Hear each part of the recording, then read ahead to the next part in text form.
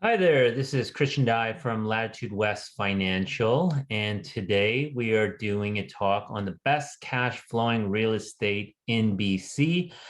And we've got our two guests here. We have Sean Profit and JP Letnick, and they're going to be talking to us about what's going on in the Okanagan. So keep your mics on mute. We will have questions at the end that you could put inside the chat. And right now, one of the things that the topics that we're going to be looking at is investing in the Okanagan, best cap rates, areas and products for the highest returns. And if you are from out of city or out of province, but you would like to know how to invest, then we're going to describe to you how as well. So let's dive right into it. Our first disclaimer is the information given today is not to promote the buying or not buying of any real estate.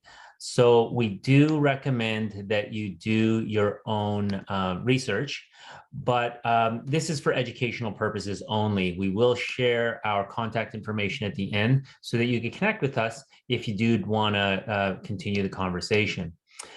So one of the first questions that we're going to ask over here is why invest in Okanagan real estate? And then the second question that we're going to ask is which are the areas in the Okanagan and which are the products to consider for the best returns? So what I'm going to do is I'm going to have JP and make him the co-host.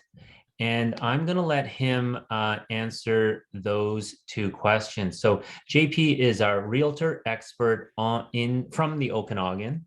JP, are you able to share your screen? I should be able to. Let me just double check here. Oh, there we go. Share screen and share. Can you see my screen? It's coming up now. Okay, so JP, our questions are, number one, let's answer why invest in the Okanagan? Why is that a good place for us looking at BC real estate? Why Okanagan? Sounds good.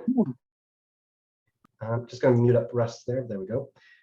Okay, so best cash flowing properties. So to answer your question, I'm going to give a quick market overview so that gives a little bit of a preface of information. This is a chart from basically 2005 showing the house price index for the central Okanagan single families, townhomes, and apartments. And as you can see from then till now, there's been a fairly steady incline in the average sale prices, which is the house price index here. So that's just give you an overview of the market. There have been ups and downs, like the 2008 market crash, which you can see is a little bit of a blip compared to how high we are now. So same thing happened in 2018-19. We had a little bit of a blip and then the market went up. So traditionally, there's a pattern of about 8 to 10 years in Kelowna, which is where we're going to see that pattern happening. This is a sale price average, which you can see this is the sale price. This is the years, and then this is the months of inventory. And I'll explain that just quickly. Months of inventory, if we were selling at the same rate as we are currently at that time, that's how many months it would take to sell out of all the inventory if we didn't have any inventory coming onto the market. So I wanted to show you this because, for example, the last year in 2021, we had historically low inventory for single family homes. And then we also have starting to see that coming up. So what we've seen in the stats is that we've had a 72% increase in inventory in the last year. That freaks people out, but I want to preface that saying that's only because we had no inventory before. So that being said, even though our prices are high, this is why to invest in the Okanagan real estate. So a few things is population growth. Kelowna is one of the fastest growing metropolis in all of Canada. So we have very high population growth here, mostly because of, let me mute them. Mostly because of different factors, and that's going to be rents. Rents here for investors. A lot of people will purchase here to invest in the property because the average rental for a 2-bedroom is on par with places that are bigger, like Calgary, Toronto, Vancouver. So it's a good place for investors to come and invest their money into real estate. Another thing is job postings. We have a lot of people moving here because there's a large job inventory. For example, we went up 44% in job postings for Q1 of 2022 compared to Q1 of 2021. And that, of course, is in part also that we had COVID and whatnot, but it is still a significant jump. Weather, obviously, Kelowna is well known for its weather. We have very low amount of rain and very high temperatures, so great for boating, great for tourism. A lot of people will immigrate to the other coast of Canada, and then what they'll do is they'll get their PR, and then once they get their PR, they'll look at BC. Vancouver may be out of price, or maybe some people don't like the precipitation. As you can see on here, they have the highest precipitation. So the next best place, an affordable place to go to, would be Kelowna. So we have a lot of people coming to Kelowna and the surrounding areas. Next as well is, of course, why invest in the Okanagan real estate is tourism. Kelowna has been always a booming industry. We have a lot of wineries, cideries, craft breweries. The downtown core right now has a lot of like pubs and bars, so it's just growing. Sorry, if you see anybody that, okay, I'm gonna mute that person too. Sorry, there was crinkling something. But yeah, so here we also have Kelowna is ranked as the #1 entrepreneurial region. We have a lot of technology businesses, and a lot of people think that Kelowna historically is like the seniors retirement area or tourism, specifically wineries. But a lot of people don't realize is that Okanagan is essentially like the Silicon Valley of Canada. We have a lot of tech industries here. The city is invested in dark fiber internet, which connects Kelowna, the lower mainland, Toronto, and major hubs.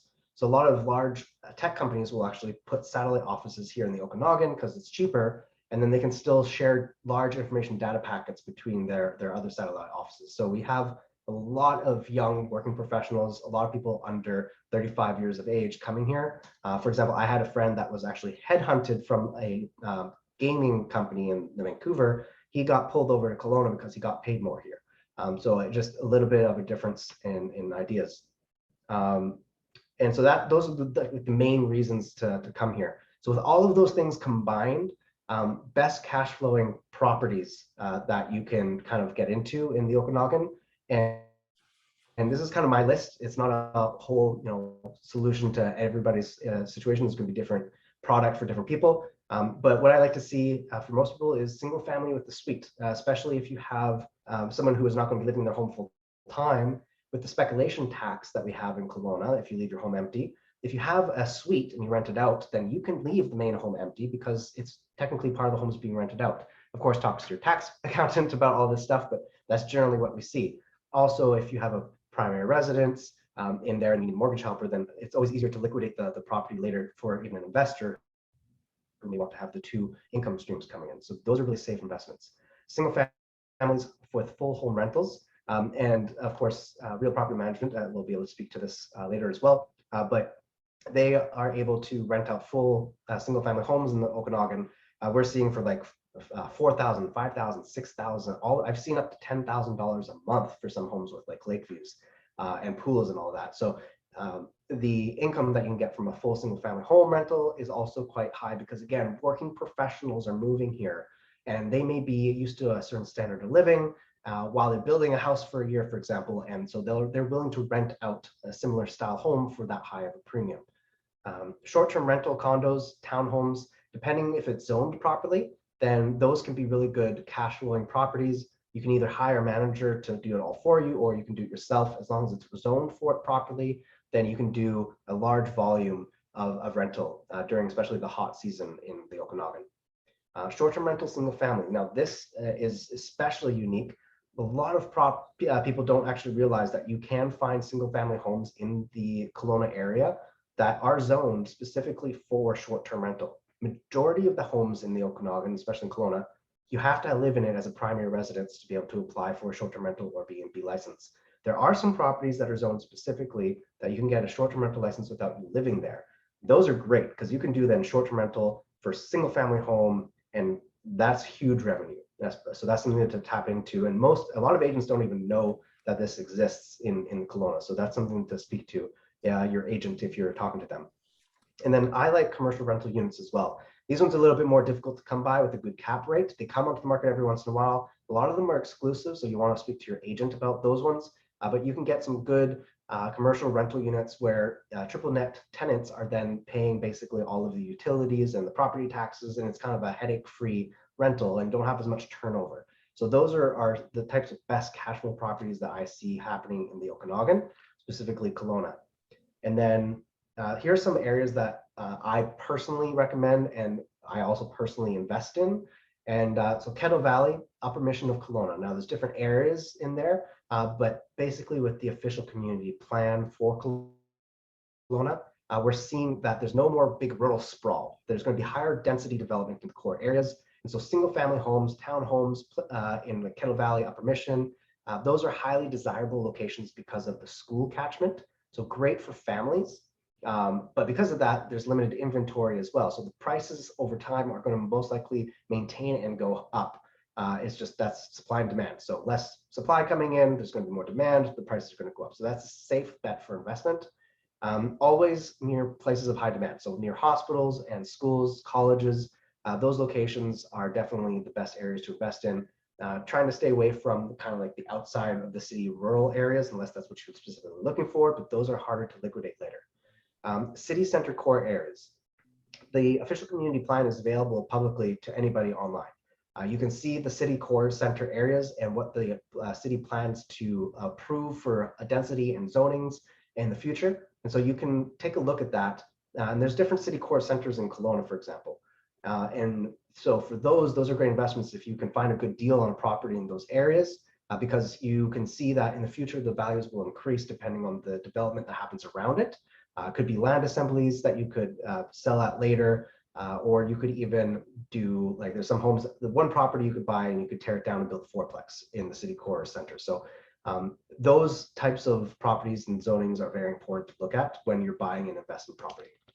And basically that, I'm going to cut my time short there to give you guys a little bit more space to talk, but those are my answers to your questions. No, JP, that was fantastic. I know I don't want to, I know we're having questions at the end, but I think that's for the people who are listening. But before I lose my train of thought, I wanted to ask you just a couple of brief questions before I lose it.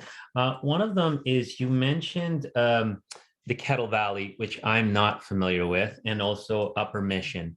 Now, you also said that you really like single family homes. Can you give us just kind of a reference? You know, a house in Kelowna, single family house with a suite would cost how much? And then a house in the Kettle Valley would cost how much? Like, is this a suburb, or can you give us some context here? Yeah, for sure. So basically how it would work is the average single family home in Kelowna right now is roughly 1.1 million. And of course, that'll vary. You can get something for 700, 800,000, depends on the area. Kettle Valley specifically right now, your average single family home would be closer to like 1.2, 1.3. And that's just specifically because of the higher demand. It's ranked as one of the top communities, family orientated. So that is, it's kind of a little bit of a suburb, essentially, of Kelowna. It's a little bit up in the mountain, but it is one of the more highly desirable locations, mainly because of there's lake views, wineries, lots of vegetation, bike trails, but the main thing would be the school catchment. Got it. And the thing is, I guess another question is in those areas which you're recommending, I'm assuming just like everything else in Kelowna, it's gone up, quite a bit. But would you still say that that one has more room to grow than, let's say, the downtown Kelowna core for whatever reason? What's your opinion on, if we're looking for growth, we want the greatest growth in the future? Yeah. So I definitely feel that the very different inventory compared to downtown core and this type of suburb, Kettle Valley area. The reason I believe that the Kettle Valley area will have probably better growth than downtown core, again, depending on the inventory, is mainly because of that supply and demand. There is basically 1% development on the graph of the OCP, the official community plan for the city, for Kettle Valley, Upper Mission area. There's essentially no more growth. Downtown core, though, however, they can tear down houses, they can build high rises. You have lots of land that they can spread out in that area where you have a lot more inventory. So your prices down there are not going to rise as quickly, in my opinion, because even though the powers that be have this idea that everyone needs a roof over their head and people need affordability, and to do that is to build up, which is true.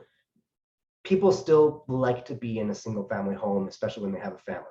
So there's always going to be that extra demand for those homes. And if looking at international markets is any indication, like if you look at a single family home, if it's still there in Beijing, for example, and you see how expensive those things are, that's a good, clear indication of how much value people put on a single family home residence, no matter where you are in the world.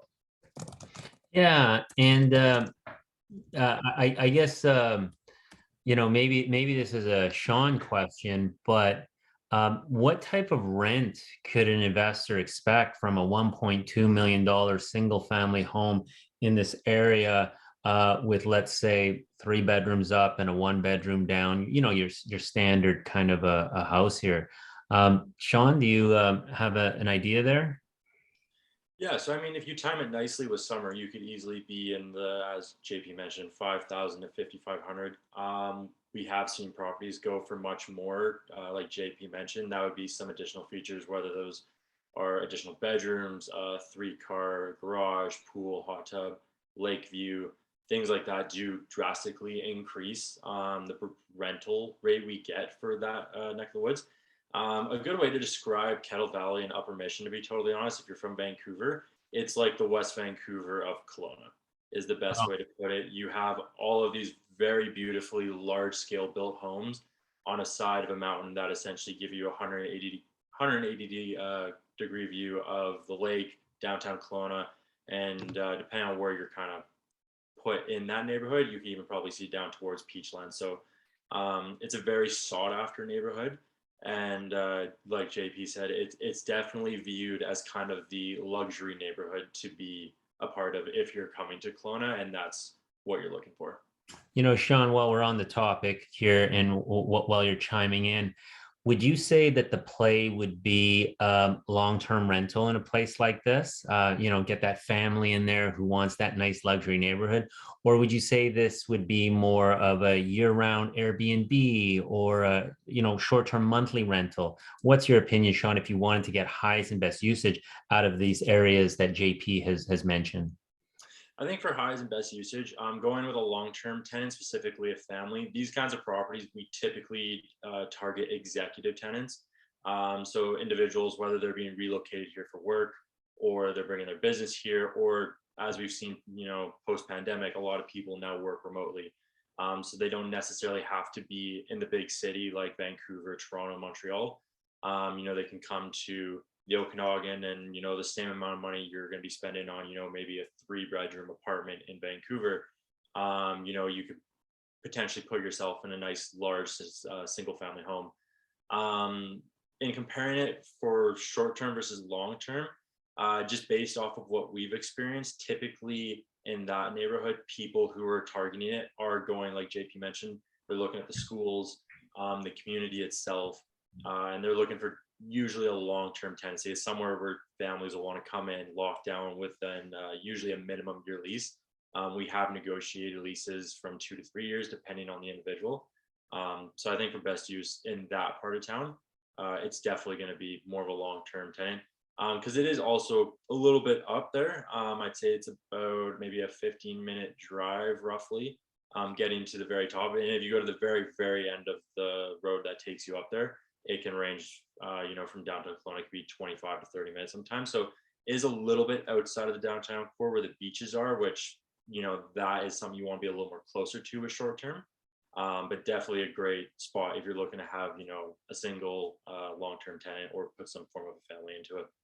No, that's great. I just did some very, very loose math and taking a bunch of assumptions. I'm sort of getting this I'm getting on a $1.1 million property to 1.2, somewhere between a 4 to a 5 capitalization rate.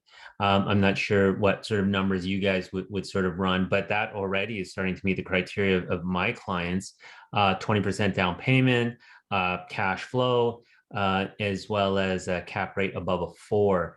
I guess to sort of contrast, JP has given us this wonderful area, this hidden gem. But if we're talking about a traditional Kelowna investment, you know, a 2-bedroom condo, something close to the water, or a house or something of that sort. Maybe we'll start with JP. Can you give me sort of the climate? Is it still that sort of over asking, overbidding, low inventory arena that we're dealing with if we want to invest in something very traditional in Kelowna? What's going on there now, JP? For sure. And so on that note, I will just return back to this slide and show the graph just right here, because we are right here right now. And so this is the months of inventory. And as you can see, compared to last year, we are about double where we were, which is still historically low. So keep that in mind. We are now seeing less multiple offer situations. There are still happening. And so, for example, if you priced it properly, a single family home in Kelowna, you might get 2 or 3 offers if you set an offer collection date. A lot of homes now, they hit the market, no offers, and they're doing their traditional 30 to 60-day thing before they sell. So it's not as hot anywhere close to how it was last year, but things are still selling through. So it just really depends on the inventory, where it's located, and if it's priced properly and has the right marketing strategy. Got it. And what is, you know, let's say a 2-bedroom in Kelowna, closer to the downtown core? What is that going for approximately now? Yeah, so and it'll depend if you're in that downtown core, close to the water. So let's assume a 2-bedroom brand new unit at 1 Water Street, which is most people are fairly familiar with if you know about Kelowna. 2-bedroom unit in there with a partial lake view, you'd be looking at about 900,000. If you were looking at, and that does not allow short-term rental. If you were looking at on the water, 2-bedroom unit at the lagoons and the dolphins, for example, which would allow short-term rental, but it's an older building, and that you could get for around $700,000. So that's close to the lake, has more amenities, allows short-term rental, but because it's an older building, you're getting a better pricing on it. Same location. If you were just outside of the downtown core, you get a 2-bedroom condo, not short-term rental, for around 600,000, 500,000, depending on the location and the age and whatnot. If you're into the Kelowna Mission area, which is south of Kelowna, which is a very desirable location as well, that you could be getting anywhere from about a short-term rental 2-bedroom unit could be 600, 650,000 roughly. And in terms of the bylaws for a lot of these places, do they often say upfront, let's say they do allow short-term rental, are they talking like Airbnb? Are they like, is that what they mean by short-term rental they will allow? Yeah, so it definitely depends on the bylaws. So there are a few buildings in town that they'll allow short-term rentals, but only weekly. And a perfect example of this is the Aqua development that's happening right now. The pre-sale for phase 2 is starting today, actually. The first phase, because they have 2 different stratas in the same complex, the first tower will allow nightly rentals, and then the second and third tower we've heard is supposed to allow weekly rentals. So that way you have a little bit less of disturbance for the owners who live in the second and third towers that are on the lakeside. So even in the same complex, you could have different rules for the different buildings. No, that sounds fantastic. And give me sort of a general outlook. Let's say you were to buy in the tower, no nightly rentals, but monthly rentals, yearly rentals. What do you think a 2-bedroom would rent for, on a monthly basis? I will pass this back over Sean. to the executive on property management. So I think the same thing like JP said, you could have same unit, same size. And if it's, for example, 1 Water Street, and then if you go to the Seoul Rutland, you're going to be getting 2 very, very drastically different numbers. To give an example, for 1 Water Street, which is on Sunset Drive, which is like maybe a 5-minute walk from the Delta Hotel, if anyone's familiar with that. Depending on where it's situated in the building, you could easily see 3,300. If you got a corner unit that's on one of the more higher floors, kind of ranging up with the penthouses, and you're on the corner that gives you that 180-degree view of the lake, you could easily be pushing 35 to potentially upwards of 4. That was a number we were seeing with some of those more newer buildings last year. The new product that's coming out, so 1 Water Street, Brooklyn, Aqua, we are classified, they are very much a luxury product that's hitting the market, especially for Kelowna. A lot of these projects are a bit of a first of their kind versus, if you go to Vancouver, Toronto, these kinds of high rises are quite common. So they really are super desirable amongst your market individuals who are applying for these kinds of properties. But then if you go, let's say 30 minutes down the road, you go to Seoul Rutland, which is on, I believe it's 615 Dougal Road North. We rented out a 2-bedroom in that property. I believe it was last September, so granted it's been a year. But that property now in today's current market, we think would probably go for around maybe 23 to 2,400. So it is quite a discrepancy depending on location. So it's really just taking all that into consideration when you're evaluating, 1 2-bed versus another 2-bed. Location can be a very large factor in what it is you're going to be getting back as a return. Yeah. And Sean, I guess this is another question for you because I have heard that it's not that uncommon because, of course, the summer months in Kelowna are so attractive and you can get that really bang for your buck on the nightly rental. But then, of course, you've got your other months, kind of September to June or September to May. Is it common for people to actually buy a property and try to rent it out kind of on a 10-month and then for the summers rent it out as a nightly? Does that happen out there, Sean? It is very common. The biggest thing we encourage with investors is, like JP mentioned, just in making sure that short term is allowed. We've had a few individuals buy with the thought that short term is possible, but unfortunately the bylaws restricted that. But with the properties and the buildings that are zoned for it, and it is allowed, whether it's a nightly or weekly, a lot of investors do take this approach. It's a very good strategy if you're looking to really, have that passive income when you're looking at the full year from a, kind of bird's eye perspective. And one of the, markets that's really starting to come out here, and UBC actually just announced it, is they are putting a lot of money into downtown Kelowna. They're looking to build they actually just amended it, a 46-story campus in the city. So UBC is making this large investment into, their schooling and programs.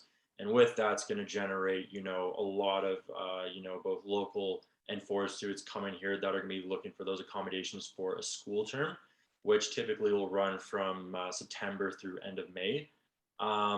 And a lot of situations that we deal with, obviously, a student can't really afford, these kinds of rents that we're throwing around here. But in most cases, parents are very on board with, either co-signing or usually they're, looking to take that stress away for their child while they're in school. So we do work a lot with parents who have students coming out here. And what we do in situations like that is, because technically fixed term leases as of 2017, the RTB has come out and formally said that they don't acknowledge that as a tenancy. So you could write fixed term on a lease. You could hypothetically have a mutual agreement.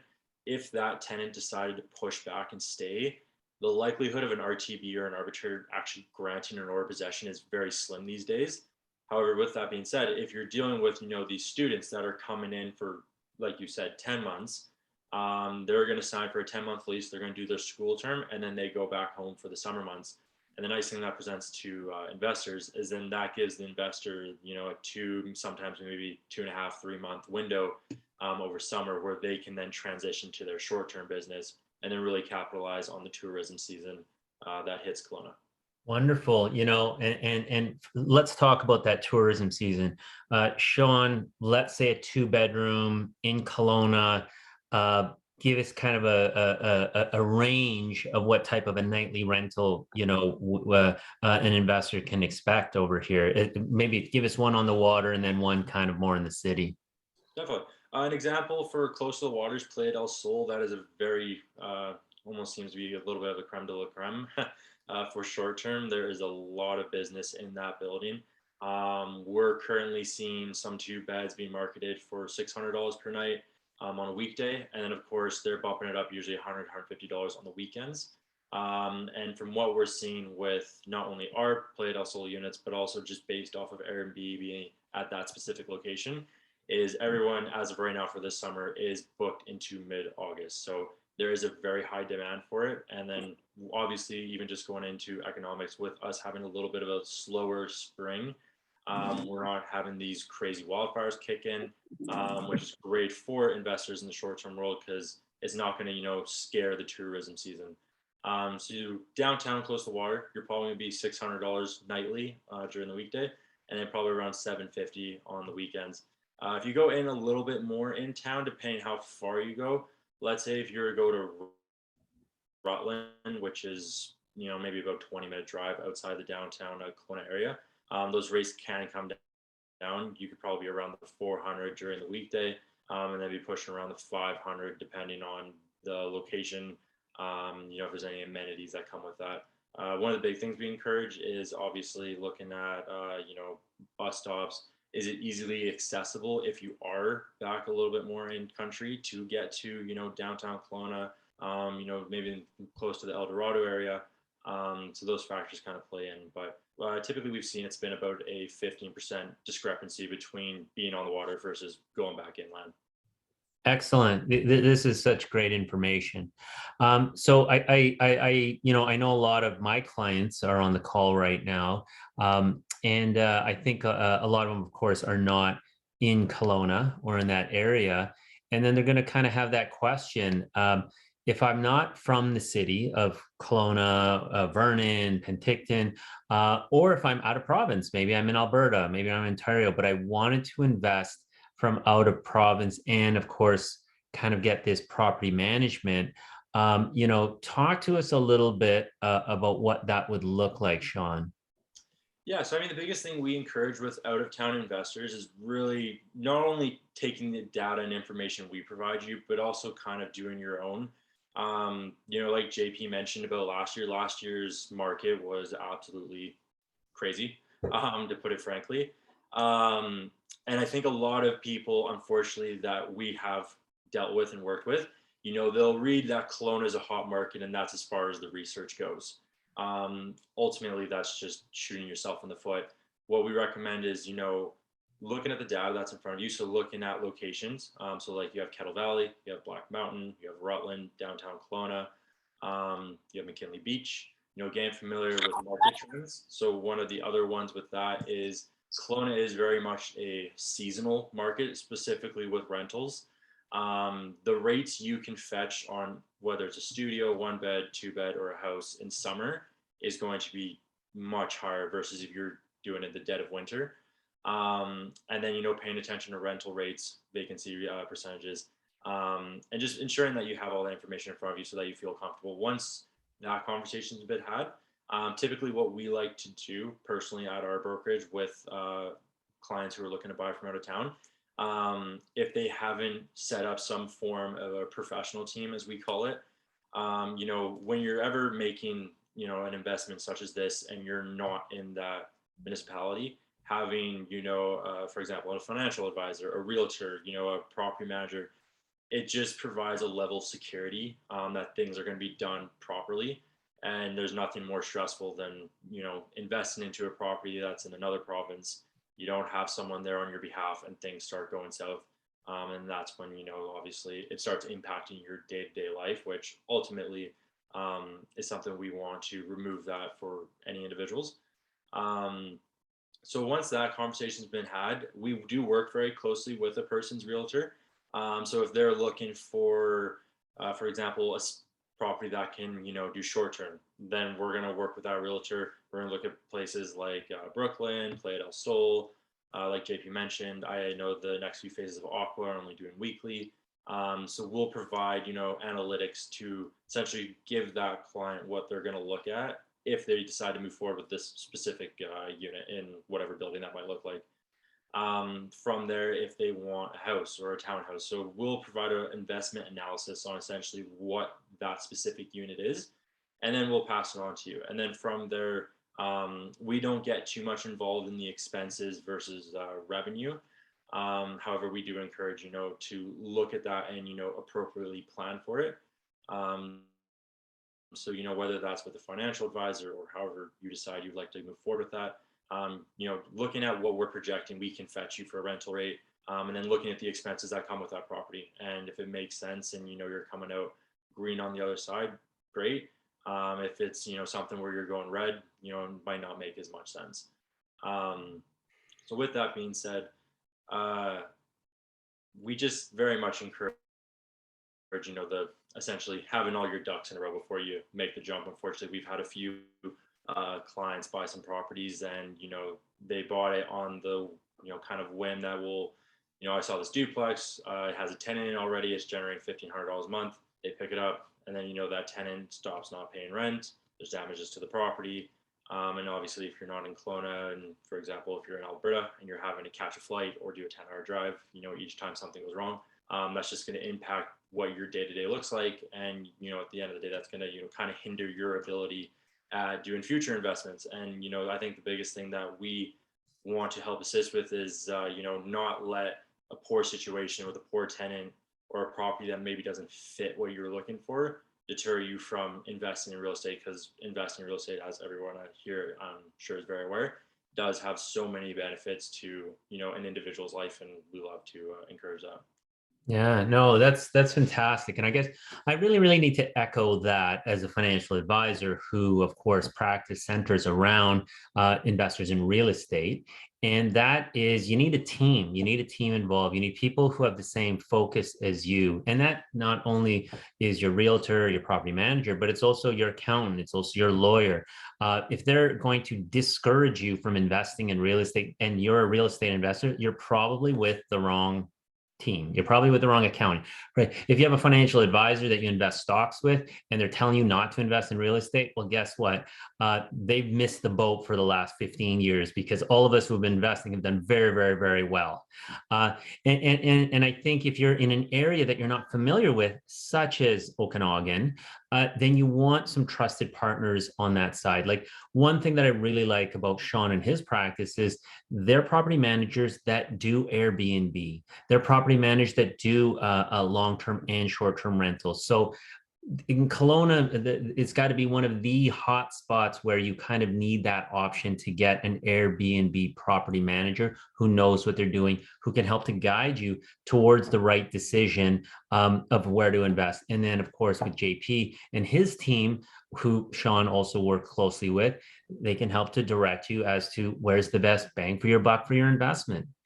So I want to transition a little bit to leave some space for some questions, but I want to talk about me and my team because some people might be new. I see that there's a lot of people who are already my clients here, but some who are new to me.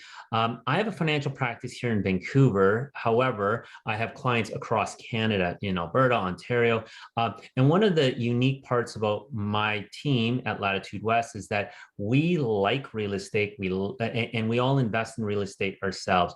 The majority of our clients invest in real estate, and they want an advisor who could help to advise them on their real estate purchases, integrated with all of their other finances, such as their insurance, their stock portfolio, and everything else.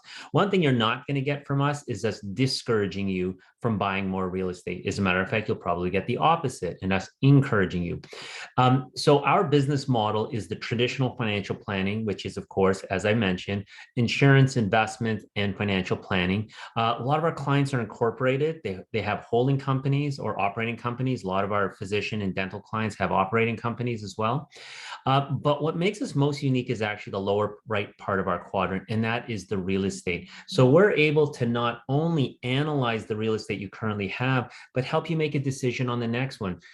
You've got, 3 2-bedroom condos. Should you be selling one in order to buy that multi-unit? Or should you hold those and try to leverage a HELOC against them? Or should you, try to bring on a joint venture in order to make that next purchase? Those are all the financial advising analysis on the real estate side that we do. Plus, for those clients who want our help, we could actually show you real estate as well.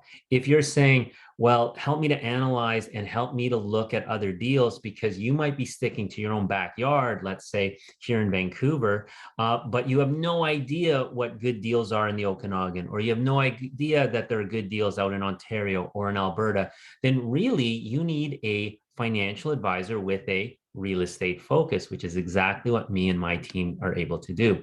So we usually start with a discovery meeting when we're meeting with a new client. And if that discovery meeting goes well, you get to know me and my team, I get to know what you're looking for. Then we move on to, of course, working together with what we call our navigational meeting, where we're showing you real estate or analyzing your financial situation, including your real estate. Then we implement a strategy. And then, of course, we do reviews. That's our process. Now, the good news is all of our discovery meetings are complimentary. We don't charge anything just to meet with you. We're trying to see if there's a fit between you and what you're looking for, as well as what me and my team are able to provide. So this is the type of thing we would show a client. We would say, in our meeting, there's a deal alert. Here's a place that's, under 300,000, but with the rehab, for 50 grand, we're estimating this place will be worth over 400,000. We have a very basic criteria whenever it's talking about real estate that we show our clients, that we find for our clients, and that is 20% down payment. It's got a cash flow, and it's got to have a cap rate over a 4. So if it's got over a 4% cap rate, if it's cash flowing off of a 20% down payment, then now it's on our radar. Now we're analyzing it, which is why, of course, I brought these gentlemen in today, because in Okanagan, it's absolutely possible. It's very, very tough to do that here in the Lower Mainland. We're looking at closer to 35 to 40% just to break even. Now, we have that fantastic capital appreciation, but just to give you some context over here, we were looking at double digits in the Kelowna Okanagan area. We also received sort of those same double digits here in the Lower Mainland, but we had nowhere close to the cash flow on a 20% down deal, nowhere close to it. So we do some very high-end analysis. We're looking at ROIs over each year. So what would it look like, for your investment? Because we have a lot of clients who say the stock market's down. It's a great time to invest in the stock market, but at the same time, for that same, let's call it 100,000, 20% down will get you a $500,000 property. Does that make more sense, or should I just take my 100,000 and put it in the S&P 500, which is down, 17%? What we can do is we can analyze those two things side by side. We do another analysis called a Monte Carlo analysis, which helps us to determine the probability of which of those two scenarios is going to give you the higher success rate, depending on what your time frame is. So a lot of other advisors really don't do that because they're going to be very, very focused on the stock market and your portfolio. We take a look at an overall picture with a real estate lens. So for those people who like multi-units, we absolutely can help in those higher level ones as well, outside of province. If we're taking a look at, rehabbing a home and splitting it back up, same thing. We like that idea. Here, this particular home is here in Vancouver, out in the Fraser Valley. Understanding its cash flow, understanding, what type of rent we can get up or down is one of the things that we're able to do if you want to invest locally. So condos as well, we take a look at out of province condos. A lot of people's price points are a lot lower, but we're able to help people no matter what the range, whether it be, a multi-million-dollar multi-unit or a really, really, really inexpensive condo. And our analysis usually shows, well, how does this integrate into retirement? What does it look like if I have 2 investment properties versus no investment properties, just a stock portfolio? What does it look like if I have 3 investment properties as opposed to 2 investment properties? And all of this is figured out as a financial strategy for our clients. So the value we bring is doing the financial planning for them in the short term and the long term. And if real estate is involved, then we, of course, want to now start bringing people in who can help us to find that 20% down payment cash flowing real estate. Might be in the Okanagan, might be in Vernon, it might be in Kelowna, it might be downtown Kelowna, or it might be, in one of these outer suburbs. But our job is to find value for our clients and to help them to analyze it so that they can make a decision. If your advisor is doing that already, fantastic, stay with them. If your advisor is not doing that, then maybe you want someone who's more real estate focused. And if you do not have an advisor at all, this graph over here shows the statistic. You know, people who work with the right advisor over 15 years tend to be 3 times more wealthy. And of course, I've seen that with many of my clients, especially those clients who weren't even thinking about real estate 10, 15 years ago, and I got them onto it. They thought of the traditional stock portfolio and places that I loved, 15 years ago here in the Lower Mainland. I was saying the Fraser Valley, I was saying Surrey, I was saying certain parts of downtown Vancouver, and then Kelowna, Okanagan. I was preaching Kelowna and Okanagan over the last 2 years. And then last summer, it just went through the roof over here. But there's a lot of different areas that me and my team are analyzing that we're getting our clients to work on. So if you're not using an advisor, but you like real estate, then maybe we should have a discovery meeting. If you're using an advisor, but they're too narrow focused on just the stock market and you want to diversify more into real estate, again, maybe we should have a conversation. So now what I want to do is I want to open it up on the chat. If anyone has any questions for JP, Sean, or myself, put your question into the chat and we will field them. And then while we're waiting for those questions, how can you get in touch with us? Okay, so if you said, I'm looking for a strong realtor with a big team who knows what they're doing out in the Okanagan, you want to talk to JP. You could reach him, and I've got his email address as well as his cell number. If you said, I need a property manager to help to guide me to making a decision, or maybe you've got a property out there, or maybe you're thinking about doing Airbnb or something of that sort out there, you want to talk to Sean and his team. And again, I've given his email as well as his cell number. If you wanted to discuss anything with myself and take that complimentary discovery meeting, figure out, what more we can do with your existing real estate portfolio, or maybe you're new to the real estate game and you want to just get started in the real estate investing, then by all means, reach out for a complimentary discovery meeting with myself. And we'll find time over Zoom to see how we can help you. So while we're still waiting for questions, I have a couple of questions on my own over here. So one of my first questions is, JP, for you. You said that your top pick for best kind of real estate product to buy is the single family home with a suite in it. Is that correct, JP? Yes. Yeah. And that really, it comes down to what I mentioned before. Depending on the person who's buying, as an investor, you could have 2 income streams coming out of that property, which gives you a little bit more flexibility. If you have one vacancy in one, then you're not all the way down to 0 for your cash flowing income that's coming through that property. And then also, if, for example, someone wanted to use it as a summer home when they're here for 2 or 3 months and they want to use the main home or the suite for a place to stay, they could rent out the other place and keep their unit that they want vacant. That way they don't have to deal with tenants in their suite. But then that way they don't have to get hit with the speculation tax, which the government has in our area, because the home is technically not vacant. So it really depends. It really works for a few different buyer types. Whereas if you did purchase a single family home and you're renting it out to the whole house, then it lowers the amount of available tenants you can have for those homes. Sean and his team can definitely find those tenants. That's really why we refer to them, because they get amazing rents for those types of properties. But it does take a little bit more work. And then if there's a vacancy, then you're out a larger chunk of change during that time. So it can be good, especially if you get a fixed lease for a long period of time. But if you want to kind of limit your potential liabilities or loss, then having a home with a suite, in my opinion, is a little bit safer investment. Got it. So here's one of our first questions.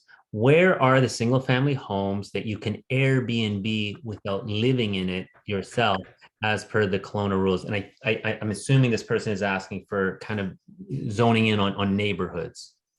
Right.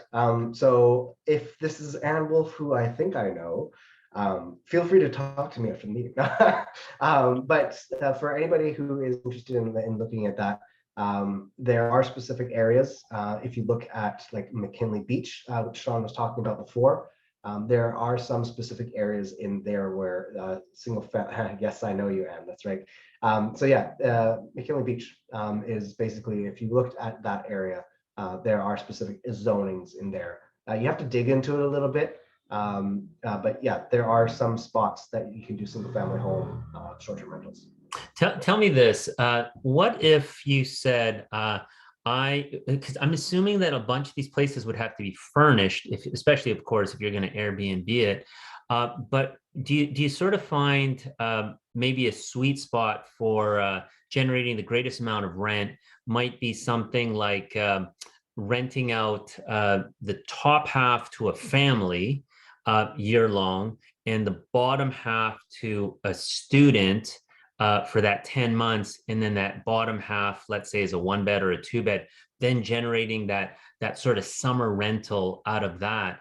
I guess my one issue is how much is that the larger part of the home, how much is that going to generate in the off season? And that's not really a student housing. So what type, I'm trying to think of what is the perfect mixture, because I figure a family is going to want the guy upstairs and anybody's going to want the one downstairs. Student can easily rent the one downstairs, and then it could be converted into the summer rental. Sean, do you want to maybe chime in? If somebody was to go to a single family house with intentions for that, what would you recommend? Yeah, so I mean, I think biggest approach when it comes to doing that kind of a divide is evaluating who you're putting in that property, who's living there long term. The reason I encourage that is I've just personally gotten out of a dispute between an upper and lower tenant, which dragged on for 6 months, and it is never a fun dilemma to get yourself stuck in. With that being said, if the zoning's there, that's absolutely something you can entertain.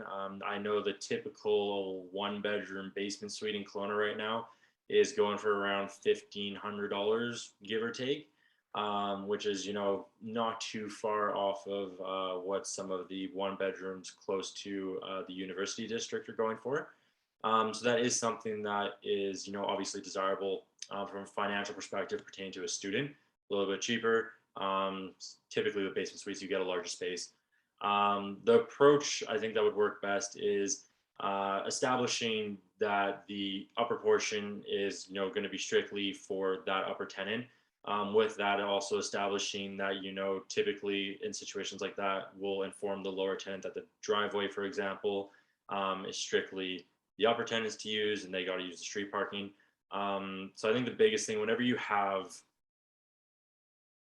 two very separate personalities in one space, is just very clearly drawing out kind of the lines of who's got what, what the utility split is, if there is a utility split, just so that it doesn't lead to any feuds, because unfortunately we have personally seen that when a upper and lower tenant decide to dislike each other, it can get rather uncomfortable very quickly. And then with that being said, a lot of investors, at least we work with, when it comes to furnishing and doing that 10-month long-term and then, 2 months of short-term, typically when the individual doing the long-term goes in, we leave kind of the bare bones. So we'll leave like the box spring, the mattress, dining room table, its chairs, couch, coffee table, TVs, if that's applicable, cutlery, plates, stuff like that. And then we'll essentially advertise it as a semi-furnished, just because typically when you have someone coming in for 10 months, they're generally looking to, well, at least in our experience, they're typically bringing stuff with them. They're going to have their own items. They're going to want to set it up kind of their own way. So it's, providing kind of the basic necessities to a student, who might not have everything they need to, essentially relocate from home for 10 months. But also, give them kind of the playroom, I guess you could say, to personalize it themselves. But then when they vacate, when we go in and our hospitality manager goes in to set up short-term, it doesn't take her a whole lot of effort to, set it up to essentially the short-term standards, which typically those items will have stored in a storage room on site. Sure. And Sean, I guess sort of one question I'm sure it's kind of scratching some people's heads is, what type of management fees does you and your group charge on the Airbnb as a percentage, and also on just the long-term rentals? Yeah, so I think the biggest thing we like to propose, we really do like to work with an individual's bottom line. We understand some people have, different limits than others. So with that, we offer essentially a standard plan, which includes all services pertaining to property management at 9.9%. And then we do have a few additional features essentially we've added to our management agreements that you can add if you would like, or if you'd like to just bundle it all into one. We have what we call our premium package, which is 11.9%. For the short term, same setup. The standard is 30%, and then the premium is 35%. No, to be honest, I've looked at Whistler rentals. I've looked at other Airbnbs. I also have property managers for the majority, pretty much all of my rental properties out of province and in province. And those are incredibly good rates, to be honest, especially on the Airbnb side for what you're doing.